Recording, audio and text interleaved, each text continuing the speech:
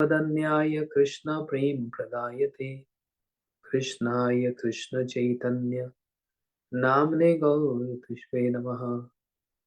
हे कृष्ण करुणा सिंधु दीनबंधु जगतपते गोपेश गोपीकांत राधा कांत नमस्तुते। तप्त कांचन गौरांगी राधे वृंदावनेश्वरी वृषभानुसुते देवी प्रणमामि हरिप्रिये। श्री कृष्ण चैतन्य प्रभु नित्यानंद श्री अद्वैत गदाधर शिवासादि गौर भक्त वृंदा। सब लोग बोलिए हरे कृष्णा कृष्णा कृष्णा हरे हरे हरे राम राम राम हरे हरे। श्री वेणु गीत श्रीमद् भागवत से हम लोग वेणु गीत को श्रवण कर रहे थे, जिसमें कल हमने श्रवण किया कैसे श्री कृष्ण अपनी वंशी को बजाकर वृंदावन के अरण्य में, वृंदावन के एक सुंदर स्थान पर श्री कृष्ण प्रवेश किए और उनकी वंशी की ध्वनि सुनकर गोपियां, उनके हृदय में परम आनंद की प्राप्ति हुई। उनके हृदय में कृष्ण से मिलने की उत्कंठा जागृत हो गई और जैसे उनका मन उनके हाथ से चला गया। अब मन उनका मन नहीं रहा। किसका मन हो गया? कृष्ण का मन हो गया। अर्थात अपने मन को कृष्ण में समर्पण कर दिया और वे मन ही मन वहां से पहुंच गए। जब उनकी वाणी बोले कैसे, बोलते अब कुछ कहने में असमर्थ हो गई। पहले तो आपस में सारी गोपियां मिलकर एक दूसरे से बातचीत कर रही हैं, कृष्ण के रूप का वर्णन कर रही हैं, उनके गुणों का वर्णन कर रही हैं। लेकिन जब श्याम सुंदर को सामने देखते हैं तो एकदम वाणी, शब्द नहीं निकलता, एकदम चुप शांत हो गई।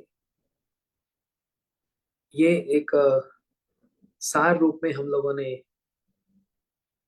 श्रवण किया। अब इसको थोड़ा सा डिटेल में हम लोग सुनते हैं। इसकी कमेंट्री में बतलाया,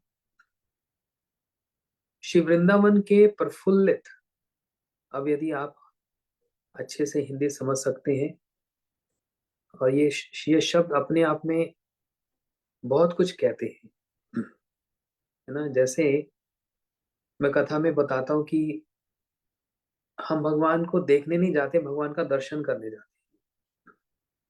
कोई ये नहीं कहता मैं राधा माधव गौड़िया मठ में राधा माधव जी को देखने गया। क्या बोलते हैं? हम लोग वहां पर दर्शन करने गए थे। तो अब देखने और दर्शन में कोई अंतर होगा कि नहीं होगा? नहीं तो ये भी कह सकते हैं हम देखने गए थे।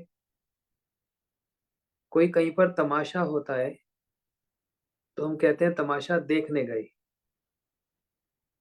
कहीं कोई फिल्म लगी है तो फिल्म देखने गए। कोई तमाशा दर्शन करने नहीं जाता। समझ रहे हो? ये किस लिए सब बातें बोल रहा हूं? कुछ ऐसे स्थान हैं जहां पर वही शब्द सुंदरता को प्राप्त होता है।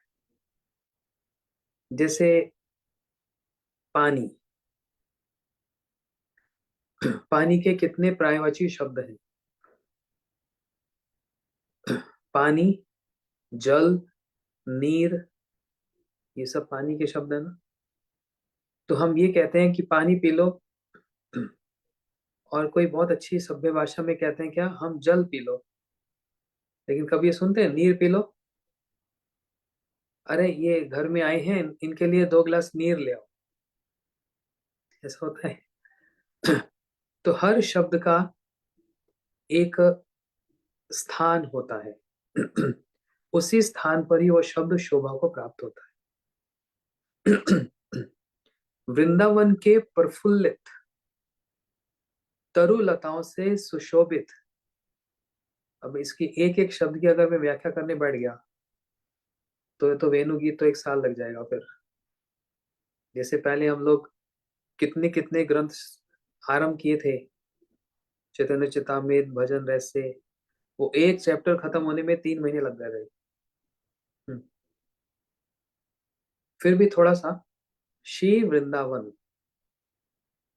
श्री वृंदावन मतलब क्या हुआ? सीधा बोल देते वृंदावन, हम लोग भी बोल देते हैं वृंदावन। अब ये श्री वृंदावन बोलने का क्या तात्पर्य है? 2 कारण है। एक तो वृंदावन सम्मान सूचक है, उसका एक सम्मान है, उस सम्मान के कारण श्री वृंदावन। दूसरा कारण क्या? श्री कौन है? राधा जी। राधा जी का एक नाम है श्री। तो श्री वृंदावन मतलब राधा जी का वृंदावन। अच्छा, तो कृष्ण का वृंदावन नहीं है? नहीं, वृंदावन राधा जी का वृंदावन, श्री वृंदावन। क्यों?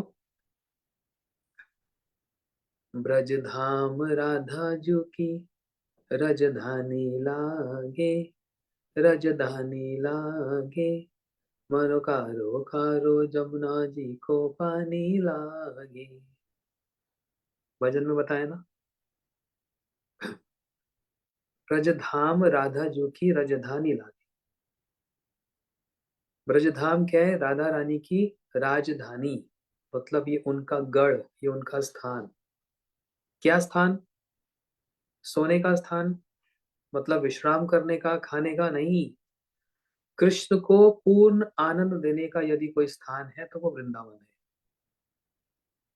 जहां पर राधा जी कृष्ण को पूर्ण आनंद देती है। कैसे आनंद देती है? जो जो श्याम सुंदर को प्रिय लगता है, राधा जी उसके लिए सब समय तैयार उपस्थित रहती है। कृष्ण के लिए रसोई बनाना, 108 चूल्हे पर राधा जी अकेली रसोई बनाती है। श्रृंगार करके सुंदर सुंदर, पूरा चरणों से लेके मस्तक तक, उसको बोलते हैं 16 श्रृंगार, है ना। 16 प्रकार के श्रृंगार हैं और 32 प्रकार के आभरण हैं। कभी इसका भी मैं वर्णन करूंगा, हमारे ग्रंथों में इसका पूरा वर्णन है कि राधा जी का ये 16 श्रृंगार क्या है। तो 16 श्रृंगार करके और 32 आभरण, चरणों से लेके मस्तक तक, चरणों की उंगलियों से लेकर उनमें जो बिछुए और उनके श्री चरणों में सुंदर जो पायल, जो नूपुर, और फिर कमर में वो कमर पट्टी, किंकनी बोलते हैं उसको, हाथों में सुंदर कड़वा, बाजूबंद, कान में कुंडल, नाक में सुंदर, हाँ, जितने प्रकार के श्रृंगार, पूरा का पूरा राधा जी श्रृंगार करने में कभी पीछे नहीं हटती। आप कहेंगे हम भी पीछे नहीं हटते, पार्टी में जाना हो तो बड़ा श्रृंगार करके फोटो भी खिंचाएंगे, फिर सेव भी करेंगे। हम्म। लेकिन राधा जी श्रृंगार करने में कभी भी पीछे नहीं हटती। क्यों? वो श्रृंगार राधा जी का अपनी सुंदरता को दिखाने के लिए नहीं है और ना किसी और को दिखलाने के लिए। वो सारा श्रृंगार किसको दिखाने के लिए? कृष्ण की प्रसन्नता के लिए। देखो कितना अनूठा, कितना ऊंचा, कितना शुद्ध ये प्रेम है, जहां पर अपने लिए कुछ नहीं, अपने प्रियतम श्याम सुंदर के सुख में ही सब प्रकार का सुख है। ये है राधा जी का प्रेम। है ना। इसलिए श्रृंगार करने में पीछे नहीं हटती। अच्छा, श्रृंगार का भी फिर और कारण बताता हूँ। वृंदावन में एक सखी संप्रदाय है, उसमें वो लोग क्या मानते हैं? राधा जी के जो कुंडल हैं या जो श्रृंगार का जो सामान है, नाक की बेसर, ये सब है, वो सब भी सखियां हैं और वो राधा जी के अंग को स्पर्श करके कृष्ण की सेवा करना चाहती है। समझ आ रही बात? कान का कुंडल एक सखी है। उसने कुंडल का रूप धारण कर रखा है। किस लिए धारण कर रखा है? राधा जी जब उनको पहनेंगी तो उसको देखकर प्रसन्नता किसको होगी? कृष्ण को होगी। इसका मतलब इनडायरेक्टली किसकी सेवा, किसकी प्रसन्नता? कृष्ण की प्रसन्नता। सेवा का मतलब क्या होता है? सेवा का मतलब होता है प्रसन्नता। मैं आपकी सेवा करना चाहता हूं, मतलब आपको प्रसन्न करना चाहता हूं। राधा जी की संपूर्ण जो सेवा है वो किसके लिए? कृष्ण को, श्याम सुंदर को प्रसन्न करने के लिए, सब कुछ। इसलिए श्री वृंदावन मतलब राधा जी का वृंदावन, जहां पर उनका सब प्रकार की जितनी भी एक्टिविटीज, जितनी भी क्रिया, उसमें बस एक ही विचार है, कृष्ण की प्रसन्नता, बस। और सेकंड थॉट है ही नहीं, उनका सेकंड कुछ नहीं है। है? इसलिए एक बार श्री कृष्ण ने राधा जी से कहा, गोपियों से कहा कि मेरी अनन्य भक्ति करनी चाहिए। तो गोपियों ने पूछा, श्याम सुंदर, अनन्य भक्ति का मतलब क्या होता है, पहले ये तो बतलाओ। कृष्ण कह रहे हैं, जो मुझको छोड़कर शिव, ब्रह्मा, इंद्र, सूर्य, चंद्र किसी को कुछ नहीं जानता, बस मुझको ही सब कुछ मानता है, जानता है, उसको कहते हैं अनन्य भक्ति। राधा जी जब उत्तर देती हैं कृष्ण की बात का, उस उत्तर के आगे, कृष्ण के साथ आगे कुछ और बात नहीं आती। उस उत्तर में प्रेम भी है, उस उत्तर में कटाक्ष भी है। कटाक्ष समझते हैं? Sarcastic, sarcasm. उस उत्तर में सम्मान भी है, रिस्पेक्ट भी है, प्रेम भी है, सब कुछ मिक्स्ड इमोशन है ना। इसलिए वृंदावन में, ब्रज में, कृष्ण जब राधा जी के साथ कुछ हास परिहास करते हैं, उनको बड़ा आनंद लगता है, क्योंकि ऊपर से देखने में लगता है अवहेलना है। अवहेलना समझते हैं? निग्लेक्ट। लेकिन भीतर में पूरा का पूरा प्रेम और सम्मान और मान। ऊपर के शब्द अलग, मन की भावना अलग। तो जब श्री कृष्ण कह रहे हैं कि मेरे प्रति अनन्य भक्ति रखा करो, मतलब वन पॉइंटेड डिवोशन, तो राधा जी ने कहा, "अ, अनन्य का मतलब क्या?" कृष्ण कह रहे हैं, अनन्य का मतलब जो मुझको छोड़कर और किसी को नहीं जानता, शिव, ब्रह्मा, इंद्र, सूर्य, चंद्र किसी को नहीं जानता। तो राधा जी ने कहा, ठीक है, तो हम अनन्य नहीं, हम फनन्य भक्ति करेंगे। कृष्ण कहने लगे, ये फनन्य क्या होता है, ये तो कभी सुना नहीं। तो राधा जी से पूछा, बताइए फनन्य का मतलब क्या? तो राधा जी ने कहा, हे श्याम सुंदर, हे हमारे प्रियतम, आपको तो पता है कि आपके सिवाय कोई और है। आपने इतने सारे नाम ले लिए ना, सूर्य, चंद्र और इंद्र, आपको तो ये पता भी है, लेकिन हमें तो ये पता भी नहीं है कि आपके सिवाय कोई ऐसा व्यक्ति है संसार में जिससे प्रेम किया जाए। आप प्रेम के विषय हैं, you are the object of love. आप ही एकमात्र प्रेमस्पद वस्तु हैं, आपसे ही हमारा प्रेम है, हम तो और किसी को जानती नहीं। तो ये आप अनन्य भक्ति अपने पास रखो, हम करेंगे फनन्य भक्ति। जैसे होता है ना, चाय वाय पी लो। अब चाय तो समझ आ गया, वाय क्या होता है, तो कहने का एक तरीका है ना। ऐसे अनन्य फनन्य बोलते हैं, हम फनन्य भक्ति करते हैं, हमको कोई, हम तो जानते नहीं किसी और को, आपको तो फिर भी जानते हैं ना? ये है एक ऐसा अनूठा प्रेम। इसलिए वृंदावन क्या है? श्री वृंदावन। इसी बात को स्वाद लेने के लिए, कितनी सुंदर मनोहर कथा है। इसी बात को स्वाद लेने के लिए एक बार द्वारका में कृष्ण अपनी सबसे बड़ी रानी, कौन? रुक्मणी जी, जो विवाहिता है, कृष्ण से जिनका विवाह हुआ है, कृष्ण बैठे, रुक्मणी जी उनको पंखा कर रही थी।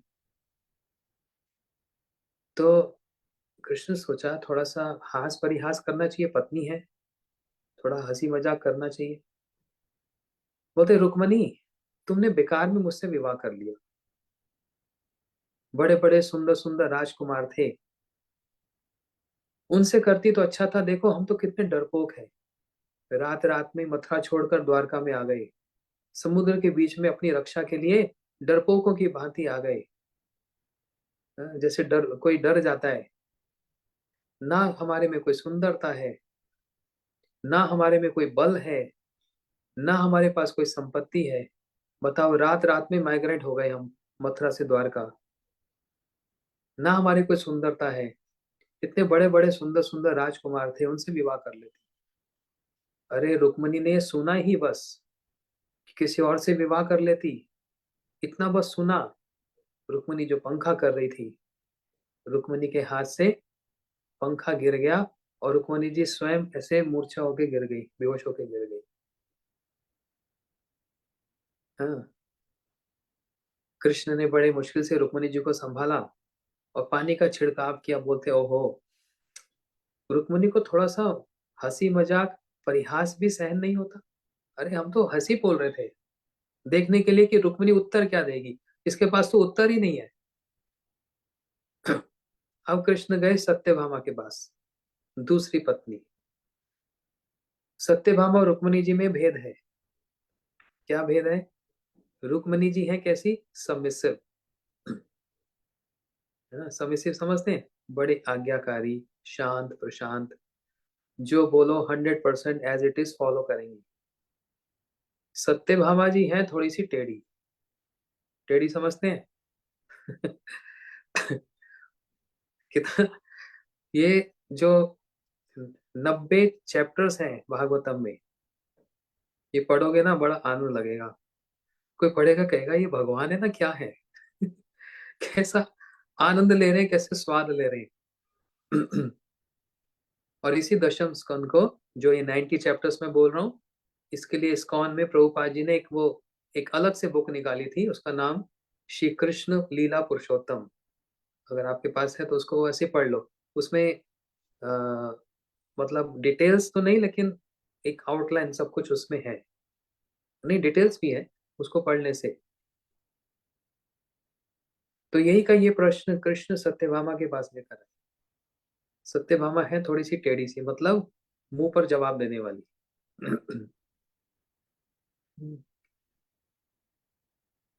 ये भी एक स्वभाव है ना।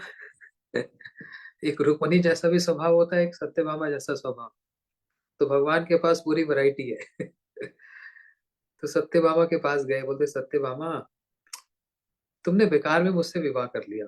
कितने सुंदर सुंदर राजकुमार थे, देखो हम तो डरपोक हैं, हम ये हैं वो है, सेम एज इट इज वो बात बोल दी। सत्यभामा ने कहा हाँ हाँ ठीक ही तो कहा आपने। आपके लिए तो वो मथुरा की वो जो 3 जगह से टेढ़ी कुबड़ी कुब्जा थी ना, वही अच्छी थी, हमसे क्यों किया। कृष्ण कुछ ऐसा ही उत्तर सुनना चाह रहे थे, एकदम सबमिसिव होकर, नहीं नहीं जो आपने कहा सब ठीक है। उसमें भगवान को आनंद नहीं लगता।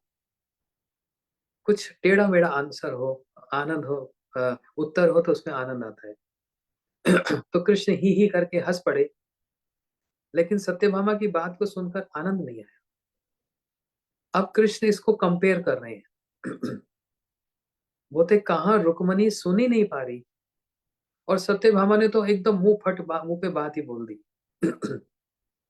लेकिन जब वृंदावन में मैं गोपियों के साथ, राधा जी के साथ जब कुछ प्रश्न उत्तर करता हूँ, हास परिहास करता हूँ, उनके उत्तर में कितनी मर्यादा भी होती है, उनके उत्तर में कितना सम्मान भी होता है, आदर भी होता है, प्रेम भी होता है, और कटाक्ष भी होता है। ये कोई साधारण बात नहीं है। एक साथ इतने सारी भावनाओं का, इमोशंस का एक साथ मिश्रण होना, इसको कहा जाता है रस। शिकंजवी पीते हैं, रस होता है ना, उसमें नींबू, चीनी, नमक, काली मिर्च रस बनता है ना, ऐसे जब बहुत सारी भावना एक साथ मिलकर, ये होता है राधा जी का उत्तर।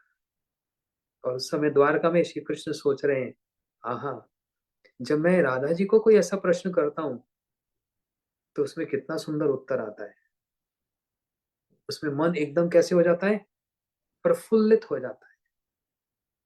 एक होता है ना अच्छा लगा, लेकिन एक शब्द है प्रफुल्लित हो जाना।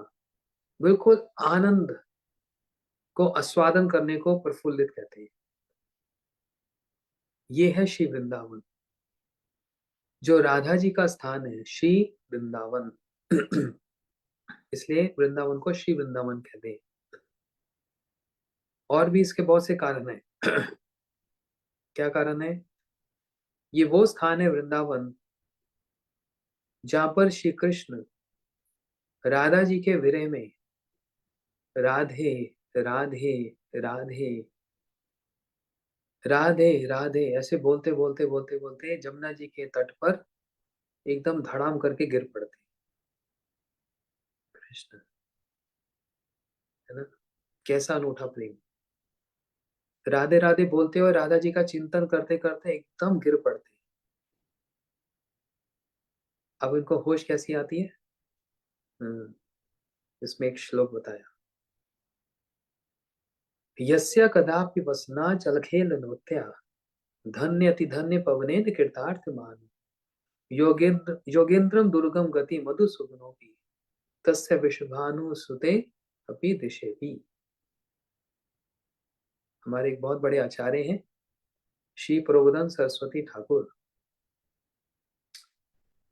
जो 500 साल पहले वृंदावन में जब रहते थे, तो उन्होंने ग्रंथ लिखा, राधा रस सुधा निधि। उस ग्रंथ में ये श्लोक आता है। इसका मतलब क्या बताया? यस्य कदापि वसना चल खेल नोत्या। जब कृष्ण राधे राधे राधे बोलते हुए मूर्छित होकर गिर पड़ते हैं, तो राधा जी जमुना जी के किनारे में खड़ी हैं। जमुना जी की एक बड़ी शीतल और मंद मंद वायु, इसका इसको इमेजिन करो, कितना सुंदर इसका वर्णन है। जमुना जी की शीतल वायु, ये उसका गुण है। जमुना जी की वायु जो जल से लगती हुई जो वायु आ रही है, वो जमुना जी क्या है वृंदावन की? वो साधारण जल नहीं है, पानी नहीं है। ये राधा जी की सखी है। क्या नाम उनका? विशाखा।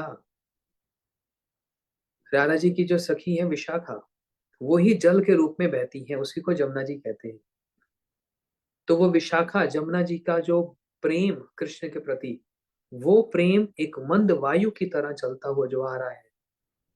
और राधा जी का आंचल, वो शरीर नहीं, सिर्फ जैसे एक चुनरी होती है, एक आंचल, उस आंचल से टकराकर वो मंद मंद वायु जब बहती हुई कृष्ण के नाक में उसकी सुगंध आती है ना, तब कृष्ण को चेतन आता है, कॉन्शियस होते हैं। इसलिए श्री प्रोदन सरस्वती ठाकुर जो हमारे आचार्य हैं, उस दिशा को, उस डायरेक्शन को प्रणाम करते हैं जिस डायरेक्शन से ये वायु आ रही है। यस्य कदापि वसनं चलखेल नोत्या धन्य अति धन्य पवने कृतार्थ माने। बोलते मैं धन्य उस पवन को, उस वायु को मैं धन्य बोलता हूँ, उस दिशा को मैं प्रणाम करता हूँ जिस दिशा से ये वायु आती है।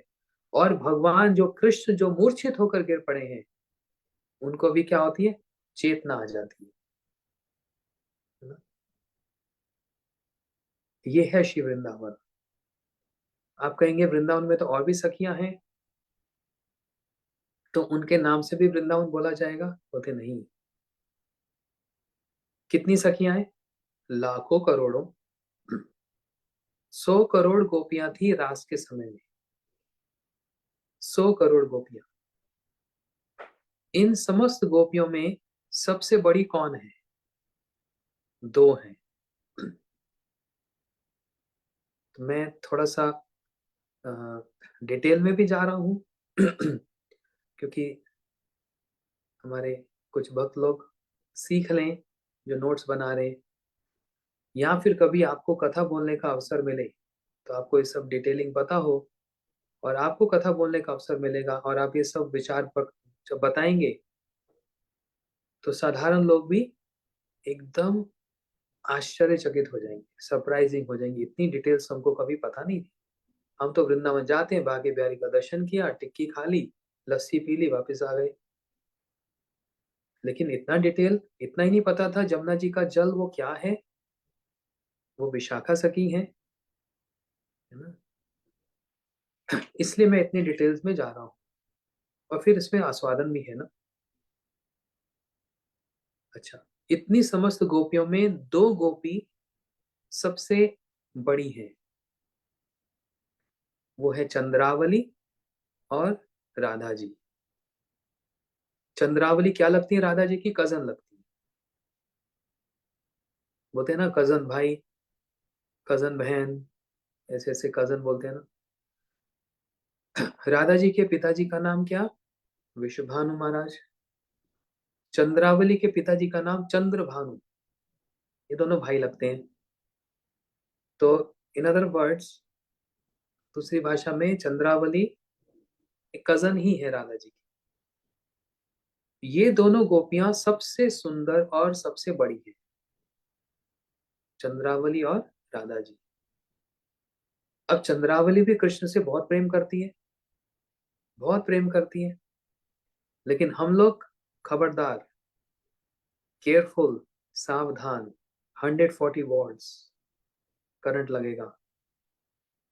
हम लोग चंद्रावली के कैंप के नहीं हैं, हम राधा जी के कैंप के हैं।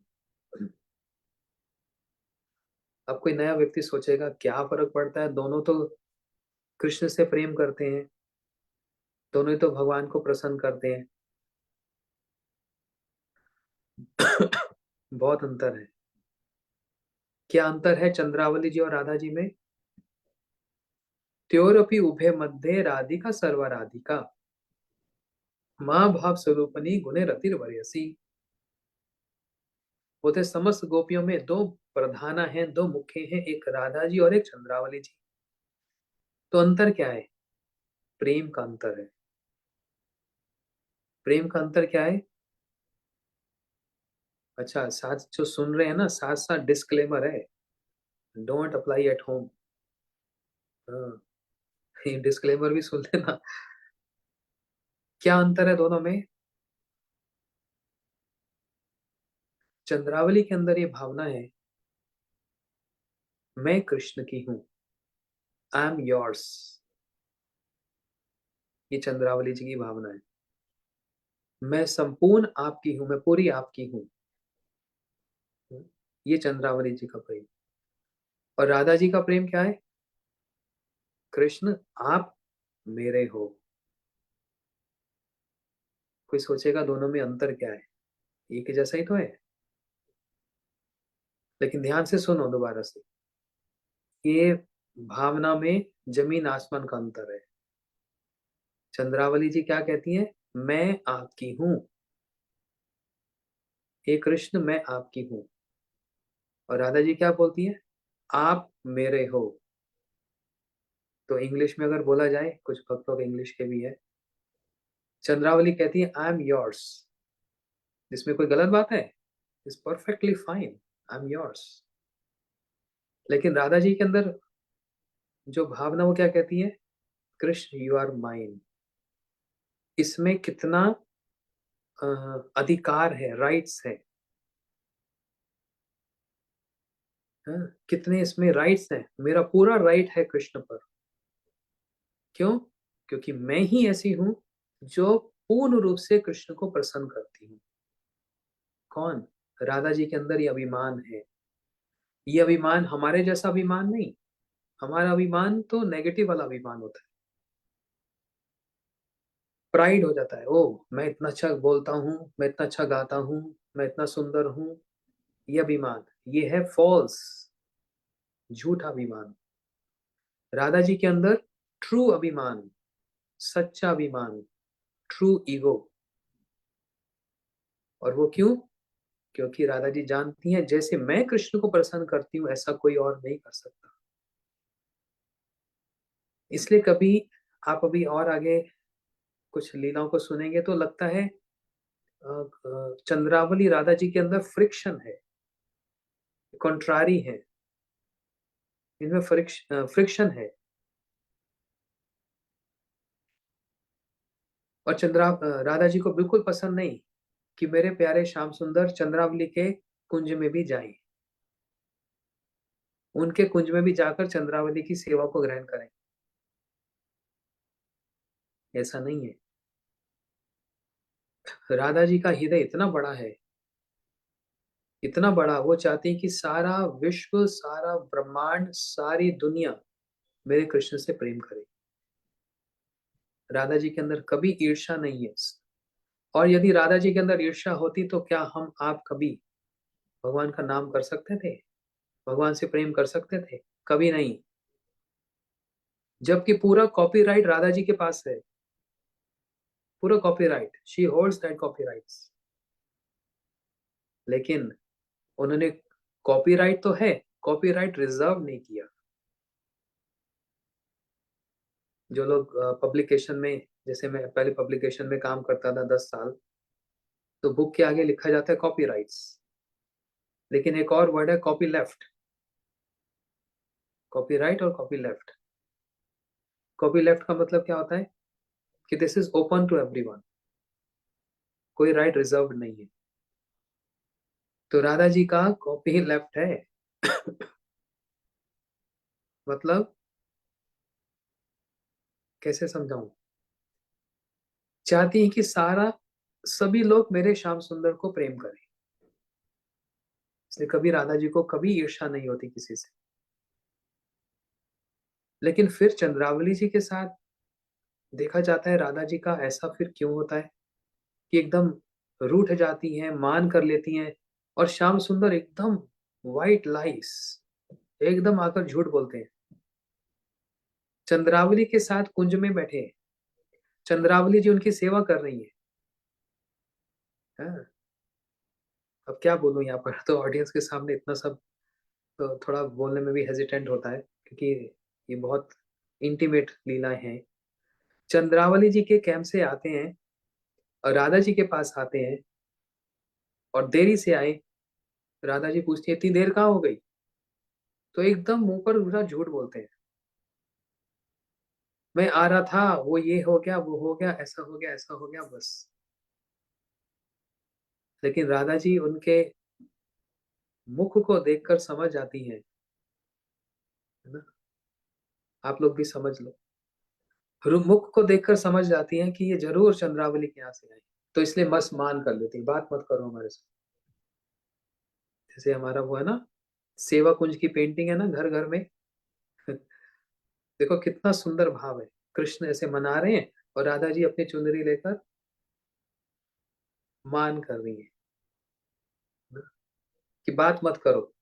इतना हल्का सा एक छोटा सा पर्दा लगाया, आंचल जो है कितना रिफाइंड है, कितना मतलब ट्रांसपेरेंट है, आप देख सकते हो उसके बीच में। तो वो आगे करने की क्या जरूरत है? तो ऐसे चुनरी आगे करके दिखला रही है कि मैं मान मान में हूं, लेकिन आंखों को ऐसे करके देख किसको रही है?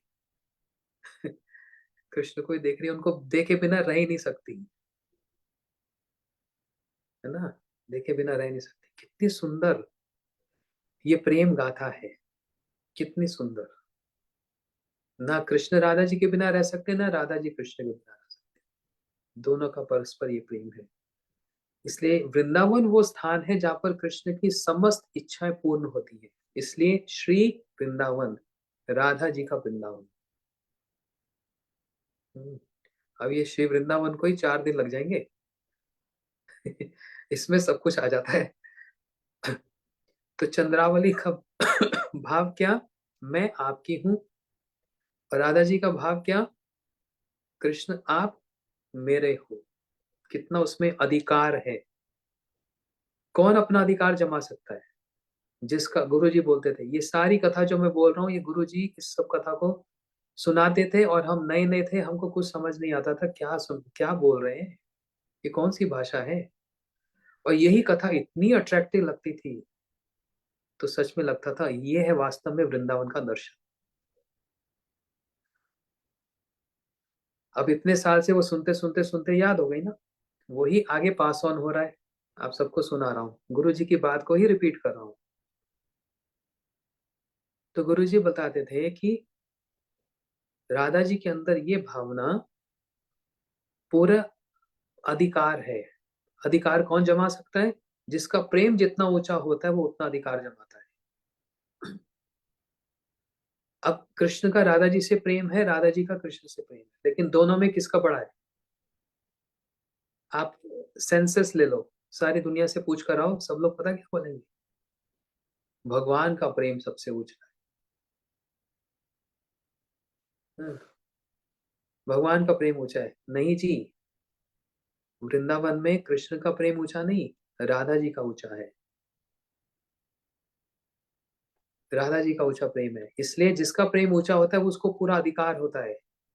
मेरा आप पर पूरा अधिकार है, मैं जो भी कहूंगा, है ना, पूरा अधिकार से कहूंगा।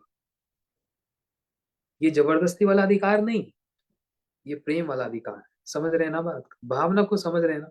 बस वही समझना जरूरी है। इसलिए चंद्रावली और राधा जी को कंपैरिजन किया गया। क्या कंपैरिजन किया गया? चंद्रावली जी को कहा गया अ, घृत स्नेह, और राधा जी को कहा गया मधु स्नेह। क्या मतलब हुआ इसका? चंद्रावली है घृत स्नेह, घृत मतलब होता है घी, घी जैसी है। समझना बड़े ध्यान से। चंद्रावली है घी जैसी, और राधा जी है मधु स्नेह। मधु मतलब होता है शहद, हनी। तो ये दोनों कंपैरिजन क्यों किया गया? बोलते कभी घी ऐसे खाना अच्छा लगता है? एक चम्मच घी ले लो ऐसे खाओ, खाया नहीं जाएगा। क्या, क्या स्वाद है। हाँ, उसके अंदर थोड़ा सा स्पाइसिंग किया जाए, मसाले वसाले डाले जाएं, जीरा ये सब डाला जाए, तब उस घी का फिर एक अलग स्वाद हो जाता है। तो कहने का मतलब क्या? कहने का मतलब कि चंद्रावली के प्रेम में थोड़े से और स्पाइसिंग की जरूरत है। मतलब इज नॉट इंडिपेंडेंट, वो अपने आप में पूर्ण नहीं है, इनकम्प्लीट है।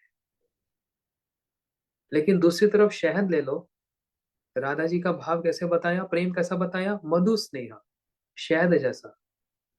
शहद तो चम्मच से ऐसे खाओ, क्या मीठा स्वाद लगता है। उसको कोई और इंग्रेडिएंट्स की, सामग्री की आवश्यकता ही नहीं है, वो अपने आप में पूरा स्वाद है शहद का। दूसरी बात, घी को अगर आग में रखा जाए तो घी सॉलिड होता है कि लिक्विड हो जाता है? घी को अगर आग में रखा जाए तो घी पिघलता है, और शहद को आग में रखोगे तो शहद और गाढ़ा हो जाता है।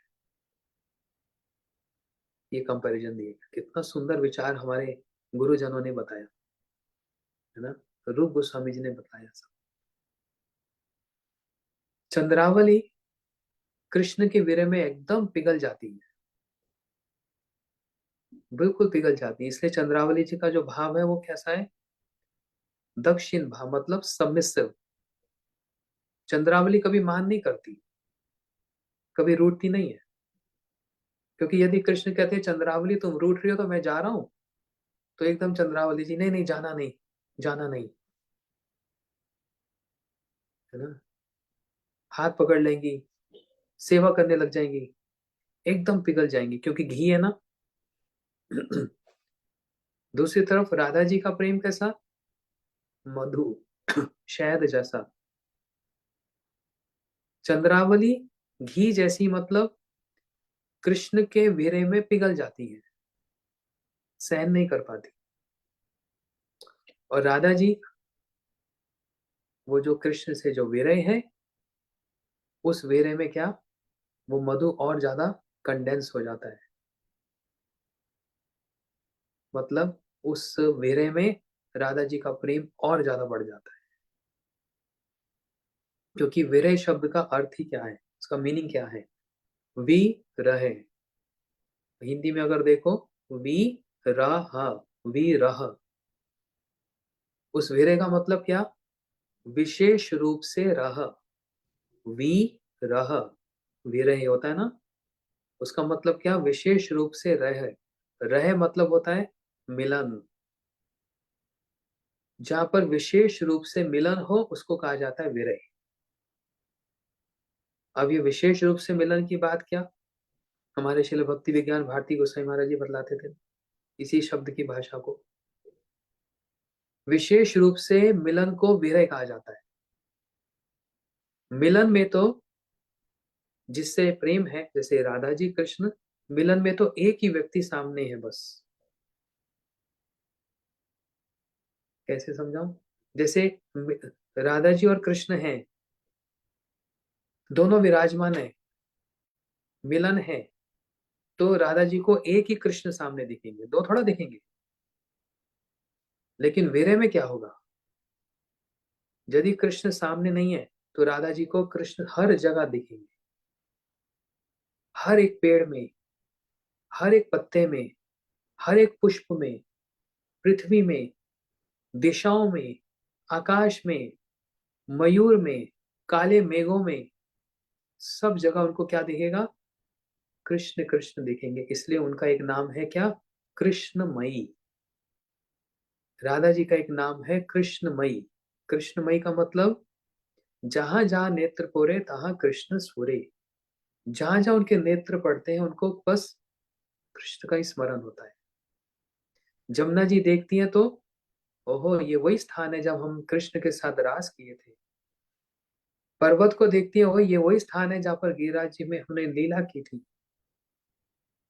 वृक्ष को देखती है, तमाल वृक्ष जो थोड़ा सा सांवला शाम कलर का, उसको देखकर भी कृष्ण का स्मरण। मयूर को देखती है तो मयूर के पंख कैसे हैं, श्याम काले से, नीले रंग के, है ना। कृष्ण का रंग कैसा है, काला और नीला मिक्स, नीला रंग बड़ा अच्छा लगता है, काला और थोड़ा थोड़ा नीला उसमें टच। इसलिए राधा जी को जब वो मयूर दिखता है तो उस मयूर में भी उनको कृष्ण का ही दर्शन होता है। इसलिए जहां जहां उनके नेत्र पड़ते हैं उनको कृष्ण का स्मरण होता है। ये कब होता है, ये विरह में, जब सामने प्रियतम ना हो तो सब जगह प्रियतम को अ, देखा जाता है, फील किया जाता है।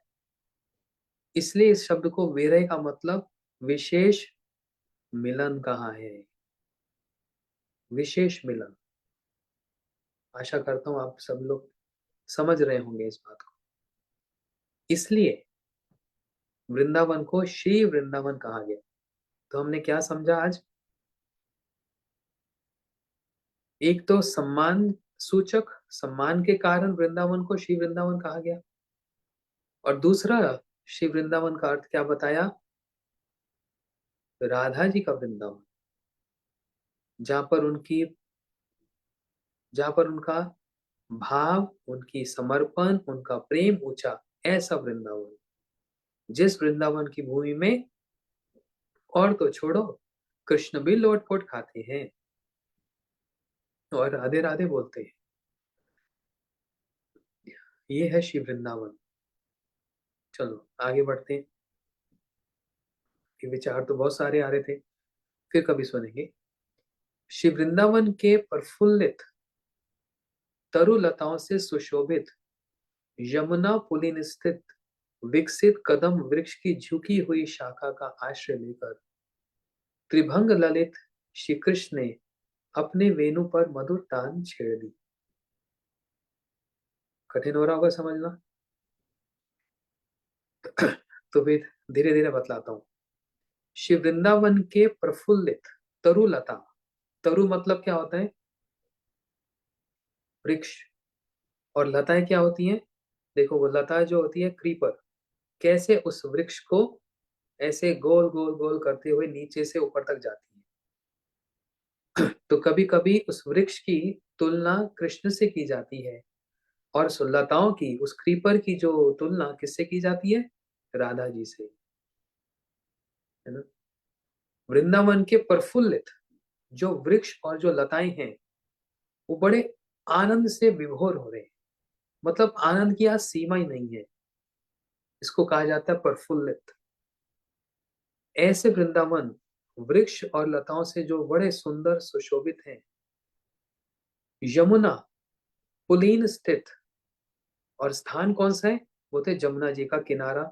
यमुना पुलीन का मतलब होता है जमुना जी का किनारा। उस किनारे पे क्या है? एक कदम का वृक्ष है। कदम का वृक्ष देख फरीदाबाद में बहुत जगह पर देखा मैंने। ऐसे ऐसे सुंदर गोल गोल फूल होते हैं कदम के। उसको कदम वृक्ष बोलते हैं। बड़ी सुंदर सुगंधी आती है।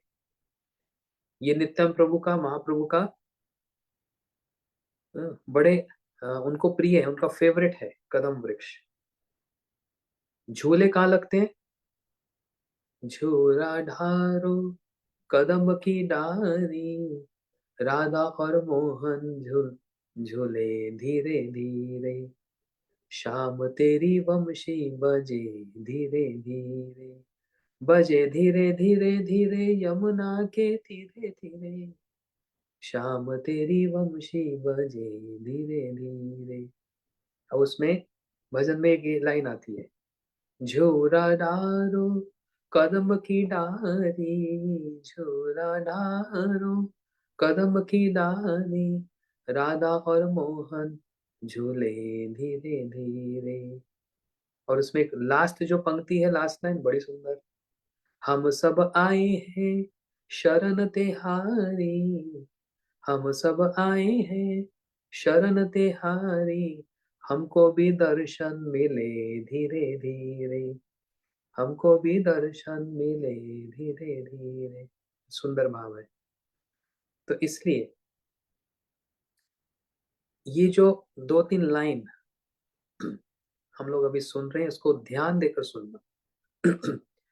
क्योंकि हम जो गौड़ीय वैष्णव हैं, इस परंपरा में, इस संप्रदाय में, इस धारा में हमारा मेडिटेशन वो क्या है? ये है हमारा मेडिटेशन। गुरुदेव भी दीक्षा के समय में यही बोलते थे कि माला करते समय इमेजिन करो। क्या इमेजिन करना है? शिव वृंदावन धाम, और उस वृंदावन धाम में जमुना जी कल कल कल कल बह रही हैं, वृक्ष और लताएं भरे भरे हैं पुष्पों से, और वहीं जमुना जी के किनारे एक कदम का वृक्ष है। ये बहुत जरूरी, कोई और वृक्ष नहीं, पीपल का नहीं, अशोक वृक्ष नहीं, अश्वत्थ नहीं, ये सारे अलग अलग वृक्ष के नाम है। ये वृक्ष नहीं, कदम का वृक्ष। ये कृष्ण का सबसे फेवरेट है, कदम का वृक्ष। और राधा जी का कौन सा फेवरेट है वृक्ष? तमाल, तमाल वृक्ष। ये राधा जी का फेवरेट है। कृष्ण का फेवरेट कदम वृक्ष क्यों है? क्योंकि वो कदम वृक्ष थोड़ा सा गोल्डन कलर का है। और राधा जी का कॉम्प्लेक्शन क्या है? Golden complexion. उस कदम वृक्ष को देखकर श्री कृष्ण को आनंद लगता है, क्योंकि वो रिजेंबल करता है किससे? राधा जी से। समझ रहे हैं? ये है प्रेम की बात। ये प्रेम की बात है उद्धव। वचन में बताया ना, श्री कृष्ण कौन से रंग के वस्त्र पहनते हैं? पीतांबर। पीतांबर मतलब गोल्डन। क्यों उनका फेवरेट है? क्योंकि राधा जी का रंग कैसा है? गोल्डन, तप्त कांचन, स्वर्ण जैसा। इसलिए कृष्ण वो पसंद करते हैं। क्यों? वो पहनने से किसका याद और किसकी स्मरण रहेगा? राधा जी का। और राधा जी की सबसे फेवरेट कलर की साड़ी कौन सी? बोलते नील अवसाना गौरी रूपे गुण धन्य। नीले रंग की साड़ी। किसी का फेवरेट कलर होता है ना नीला, आप में से होगा किसी का। राधा जी का फेवरेट कलर नीला। इस सब समय इसलिए राधा जी का एक नाम है नीलांबरी। नीलांबरी मतलब सब समय नीले रंग के वस्त्र ही धारण करती हैं। और भी करती हैं लेकिन फेवरेट क्या है? नीला। नीलांबरी। क्यों नीले रंग के? क्योंकि कृष्ण का जो रंग है वो कैसा? थोड़ा सा काला, थोड़ा सा नीला मिक्स। Dark complexion. तो कौन ऐसे एक दूसरे के भावना से ये सब पहनते हैं? ये प्रेम की बात है। ये नहीं कि हाँ, नीला पहन के अब मैं सुंदर लगूंगी। उसके पीछे इंटेंट, उसके पीछे जो भावना, वो एक ही है, बस प्रेम। है ना? तो ये एक मेडिटेशन है। वृंदावन, शिव वृंदावन का किनारा, और वो किनारे पे क्या होता है? वृंदावन में जमुना किनारा, निर्मल शीतल बहती है धारा। ओ निर्मल शीतल बहती है धारा, वहां गोता लगाऊं सुबह शाम, श्री राधे राधे गाएंगे। ओ मन चल रे वृंदावन धाम, श्री राधे राधे गाएंगे। वृंदावन में जमुना किनारा। अगर वृंदावन में जमुना जी ना हो तो वृंदावन का कुछ विशेष अस्तित्व नहीं है। जमुना जी बहुत इंपॉर्टेंट है। तो जमुना जी के किनारे पे कदम का वृक्ष है जहां पर सावन में झूले भी पड़ते हैं। उस कदम के वृक्ष पर, वृक्ष के नीचे एक सिंहासन है जो हीरे, मोतियों और मणियों से जड़ित है। हाँ, उसी सिंहासन पर श्री राधा और श्री कृष्ण, ये दोनों विराजमान हैं। ये मेरा सबसे फेवरेट सीन है।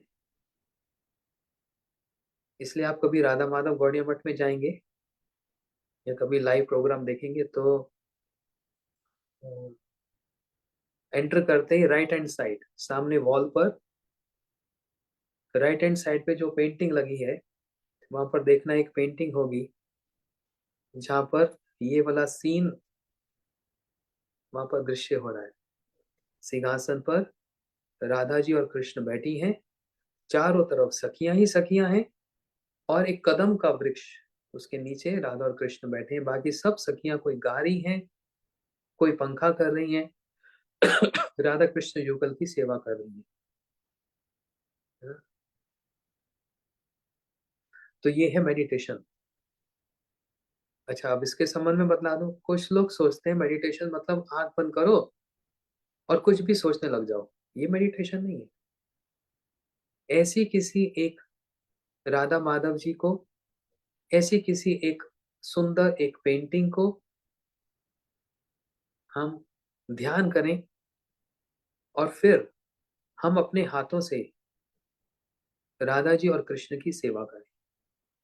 जैसे अपने हाथों से राधा जी के चरणों में नूपुर धारण कराई, पायल पहनाई, अपने हाथों से कृष्ण के गले में माला पहनाई, अपने हाथों से उनके माथे पर डॉट्स लगाए, कलरफुल डॉट्स, उनको श्रृंगार करने के लिए। अपने हाथों से उनके कान में कुंडल पहनाया। अब मन को तो कोई रोक नहीं सकता ना, ना कोई पहचान पाएगा कि आप क्या सोच रहे हो। ऐसे मन से हम लोग राधा और कृष्ण का श्रृंगार कर सकते हैं। कहाँ पर? वृंदावन में जमुना किनारा, और वहां पर कदम वृक्ष के नीचे युगल किशोर, किशोर और किशोरी, टीनेजर्स, राधा जी और कृष्ण दोनों विराजमान हैं। और वहीं पर त्रिभंग ललित विग्रह श्री कृष्ण ने अपनी वेणु पर मधुर तान छेड़ दी। उसी कदम वृक्ष के नीचे श्री कृष्ण खड़े हैं। ये कभी भी सीधे खड़े नहीं होते भाई, कभी सीधे खड़े नहीं होते। ये कैसे खड़े होते हैं? हमेशा टेढ़े। मुंह ऐसे होगा, कमर ऐसी होगी, तीन जगह से टेढ़े। इनका सब कुछ टेढ़ा। वो भी एक भजन है ना, शाम तू टेढ़ो तेरी टेढ़ी नजरिया, गोकुल टेढ़ो टेढ़ो जमुना टेढ़ी टेढ़ी। ऐसे भजन है। तो इनका वर्णन कैसे आता है? त्रिभंग ललित, त्रिभंग, तीन जगह से टेढ़े, त्रिभंग, समझ रहा है श्री कृष्ण, है ना। कभी इनसे पूछा गया, आप तीन जगह से टेढ़े क्यों रहते हो? बोलते क्या करूं, इतना भारी गोवर्धन उठाया ना, जैसे गोवर्धन उठाया मैं टेढ़ा हो गया, है ना। गोवर्धन कितना भारी होगा सोचो, 24 किलोमीटर लगते हैं परिक्रमा करने में गोवर्धन की। कितना भारी होंगे गोवर्धन जी। और श्याम सुंदर ऐसे उठाए रखे एक छोटी उंगली पर। बोलते हैं जब से गोवर्धन उठाया तब से ना मैं टेढ़ा सा हो गया, लेकिन इसलिए टेढ़े नहीं। कृष्ण कहते हैं कि गोवर्धन उठाना मेरे लिए इतना मुश्किल नहीं रहा, उससे भी भारी कुछ है। क्या है? राधा जी का मान। राधा जी का मान इतना भारी है, इतना भारी, कि उसमें तो गोवर्धन कुछ भी नहीं। गोवर्धन पर्वत से भी भारी है राधा जी का मान को मनाना। ये सब भाव है। इसलिए उस कदम वृक्ष के नीचे श्री कृष्ण जो त्रिभंग खड़े हैं, तीन जगह से टेढ़े खड़े हैं, वे अपने वेणु पर मधुर तान छेड़ दी। उन्होंने अपने वेणु पर, जो उनको वेणु धारण कर रखी है, उस पर एक मधुर तान। मधुर तान का मतलब एक मैसेज छोड़ दिया। अब वो कौन समझेगा उस मैसेज को?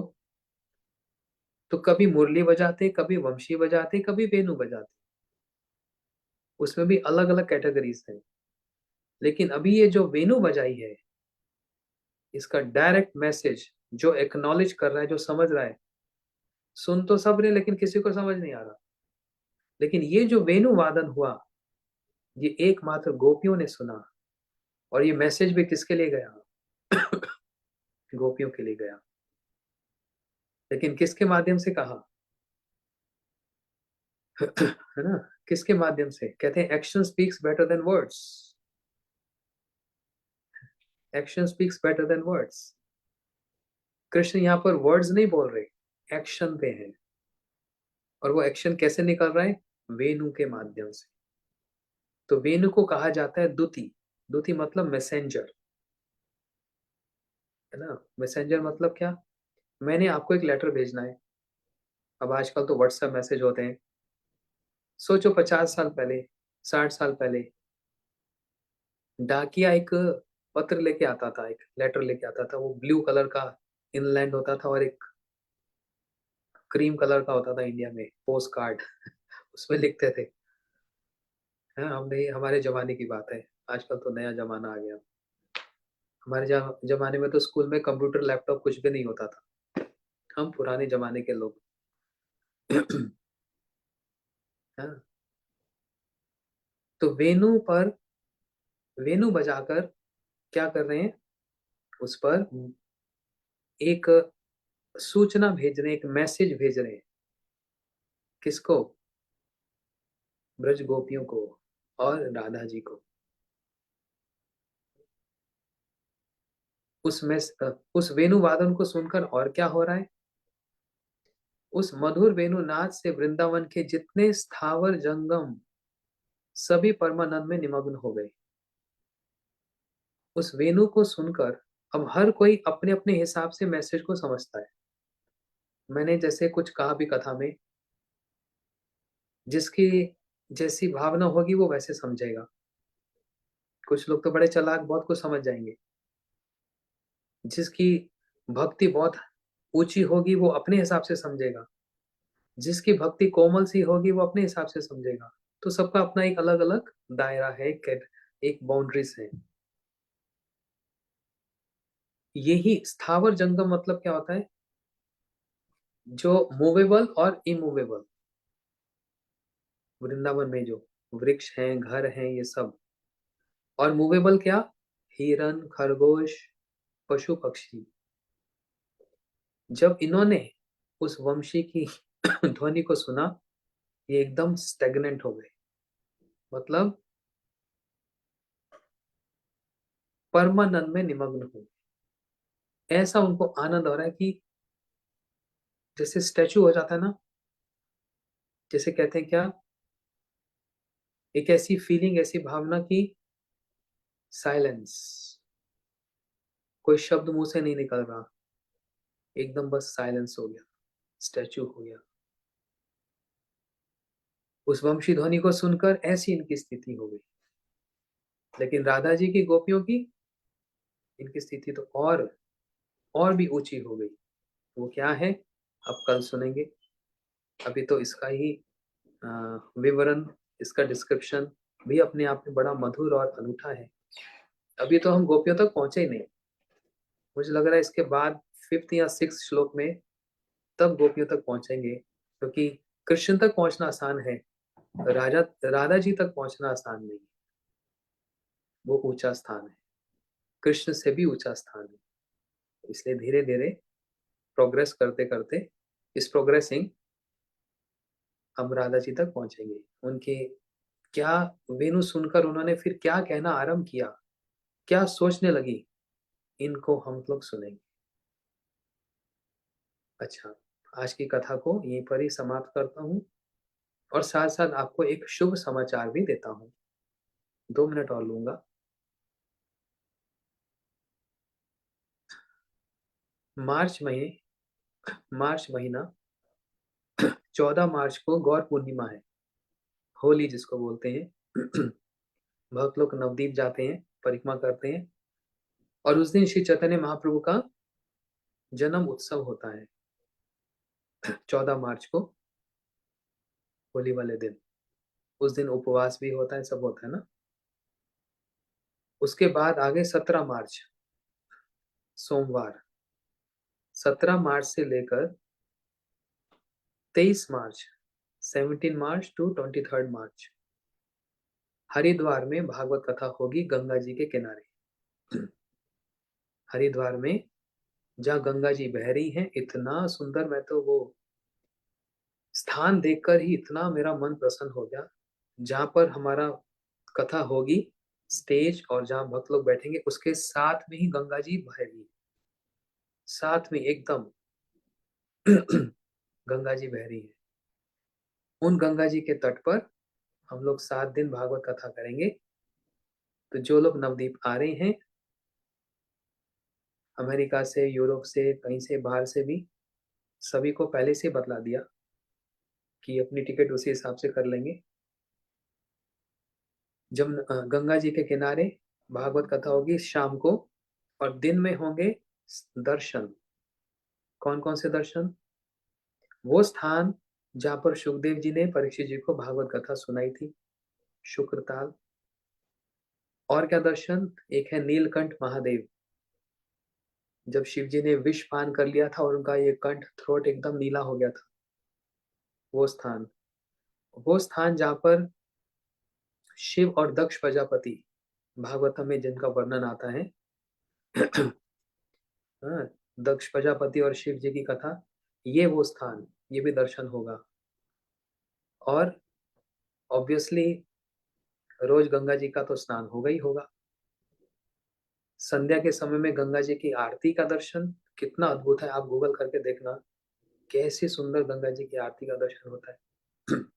और पास में है ऋषिकेश, बड़ा सुंदर स्थान ऋषिकेश, तो वहां पर भी हम लोग दर्शन करने जाएंगे। तो दिन के समय में, जैसे हम लोग टूर किया ना, पहले द्वारका गए, रामेश्वरम गए, ये सब किया, इस बार हम 7 दिन का ये टूर, हरिद्वार और उसके आसपास का जो स्थान, वो दर्शन, और शाम को भागवत कथा। इसलिए अभी हम लोग जल्दी से मैसेज भेज देंगे ग्रुप में, जितना जल्दी होगा उतना जल्दी आप उसमें अपना बुकिंग कर लो। हम्म। बाकी डिटेल्स हम, अभी तो मैं कथा में बतला दिया, बाकी डिटेल्स हम मैसेज में डाल देंगे, उसी से आपको सब पता लग जाएगा।